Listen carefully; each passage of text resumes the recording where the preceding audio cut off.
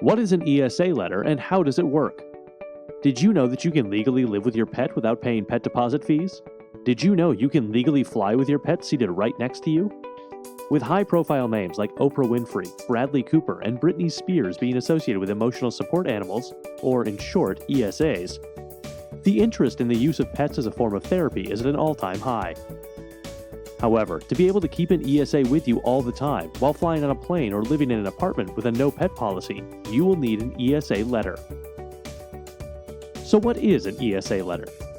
It's a recommendation letter from a certified mental health professional who attests that you need the companionship of your pet. An ESA letter is the only difference between a regular pet and an emotional support animal.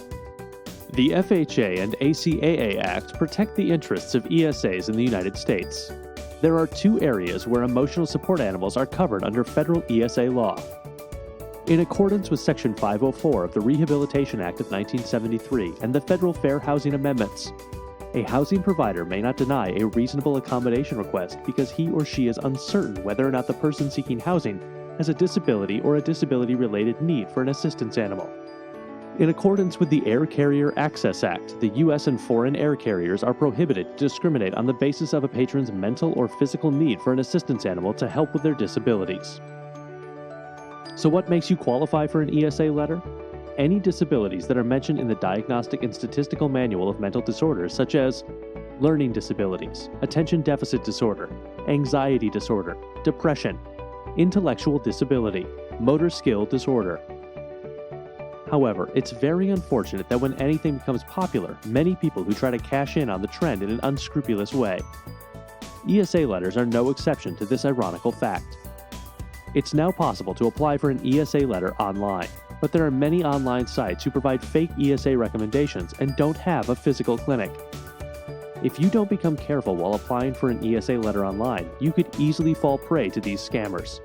A couple of red flags to mark for online ESA providers are instant ESA letter approval without seeing any professional. This is not possible in real life because a real licensed health professional will need some to discuss with you and write a personalized letter for you. Hidden costs. Well, real health professionals with expertise and a legitimate license don't work for a dime.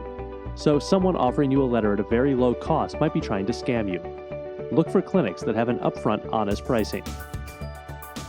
No clinic address. You should always stay away from ESA letter providers that don't have a physical clinic and just have a P.O. box number instead.